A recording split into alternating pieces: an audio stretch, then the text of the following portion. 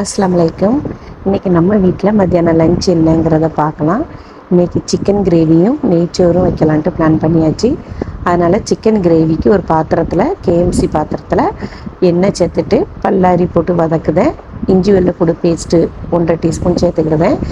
ஒரு தக்காளி பழம் கட் பண்ணது அதையும் போட்டுட்டு ஒரு ஜாரில் பல்லாரியும் தக்காளியும் பேஸ்ட்டாக அடித்து ஊற்றிருக்கேன். அதையும் அதில் ஒன்றா சேர்த்து போட்டுட்டு உப்பு தேவையான அளவு போட்டுட்டு காய் நல்லா வேகட்டும்.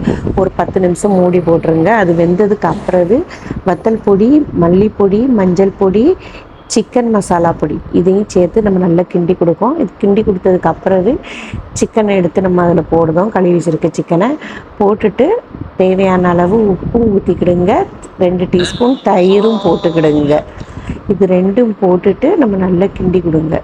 கிண்டி கொடுத்துட்டு இதுக்கப்புறம் நம்ம மூடி போட்டு வேகட்டும். இது நல்ல கொதி 2-3 கொதி வந்ததுக்கப்புறம் சிம்மில் வச்சுருங்க. இறக்குற சமயத்தில் மல்லி இலையை போட்டு ஸ்டவ் ஆஃப் பண்ணிடுங்க. அவ்வளோதான். அதுக்கப்புறம் இன்னொரு பாத்திரத்தில் நெய்ச்சோறு வைக்கிறதுக்காண்டி ஒரு குக்கரில் நெய் 4 டீஸ்பூன் சேர்த்துருக்கேன். எண்ணெய் 1 டீஸ்பூன் சேர்த்துருக்கேன். சேர்த்துட்டு பட்டை, கிராம்பு, ஏலக்காய், பிரிஞ்சி இலை, ரம்ப இலை எல்லாம் போட்டு தாளிக்கிறேன். தாளிச்சுட்டு நம்ம பல்லாரி, இஞ்சி வெள்ளைப்பூடு பேஸ்ட்டு போட்டு வதக்கிட்டு முந்திரி பருப்பும் கிஸ்மிஸும் அதையும் அதோட ஒன்றா போட்டு வதக்குறேன். வதக்கிட்டு தேவையான அளவு உப்பும் போட்டுட்டு ஒரு கொதி வரட்டுன்னு இருக்கேன். தண்ணி ஒரு கொதி கொதித்ததுக்கு அப்புறம் தான் நம்ம தக்காளியும் அரிசியும் ஒன்றா சேர்த்து நம்ம போடுதோம். அது கூட மல்லி இலை, புதினாக்கீரையும் ஒன்றா சேர்த்துக்கிடுவோம்.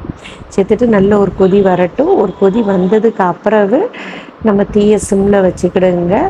இப்போ ஒரு கொதி வந்ததுக்கப்புறம் நான் சிம்மில் வச்சுட்டேன். இங்கே பாருங்கள் இப்போ எப்படி இருக்குன்னு. இன்னும் கொஞ்சம் மட்டும் தண்ணி ஊற்றினா போதும். இப்போ தண்ணி அது இருக்கட்டும். அதுக்கப்புறம் இந்த சைடு ஸ்டவ்வை பார்க்க இது சிக்கன் கிரேவி நல்லா ரெடி ஆகிருச்சு நமக்கு. அப்போ இனி இது ஸ்டவ் ஆஃப் பண்ணிடலாம். நம்ம மல்லி இலையை போட்டுடலான்ட்டு மல்லி இலையை போட்டு ஸ்டவ் ஆஃப் பண்ணி வச்சுட்டேன். இதுக்கப்புறம் அன்னைக்கு செஞ்சுருந்தேன். நான் வந்து ஒரு இளநீர் புட்டிங் ஒன்று செஞ்சுருந்தேன். அதை தான் இப்போ நான் ஒரு பிளேட்டில் எடுத்து மாற்றிட்டு இப்போ அதையும் கட் பண்ணி ஒரு பவுலில் எடுத்துக்கிடுவேன் மத்தியானம் லஞ்சுக்கு. பாருங்கள் பார்க்குறதுக்கு எப்படி இருக்குது. இது எப்படி செய்யணும்னு பார்த்தீங்கன்னா என்னோடய வீடியோவில் நான் ஏற்கனவே இளநீர் புட்டிங் எப்படி செய்யணுன்னு போட்டிருக்கேன். அதை வேணால் பார்த்து நீங்களும் ஒரு தடவை ட்ரை பண்ணி பார்த்துக்கிடுங்க. நான் இப்போ அதை தான் செஞ்சு இப்போ அதையும் ஒரு பவுலில் எடுத்துகிட்டு இனி சாப்பாடு எல்லாம் ஒரு பிளேட்டில் எடுத்தாச்சு. நெய்ச்சோறு, சிக்கன் கிரேவி, சிக்கன் ஃப்ரை, அதுக்கப்புறம் சம்பல், இந்த இளநீர் புட்டிங், கேசரி இதெல்லாம் எடுத்து ஒரு பிளேட்டில் வச்சுருக்கேன் நாங்கள் சாப்பிட்றதுக்காண்டி. இதுதான் இன்றைக்கி எங்கள் வீட்டோட லஞ்சு. வீடியோ பிடிச்சிருந்ததுன்னா சப்ஸ்கிரைப் பண்ணுங்கள். அலைக்கும் சலாம்.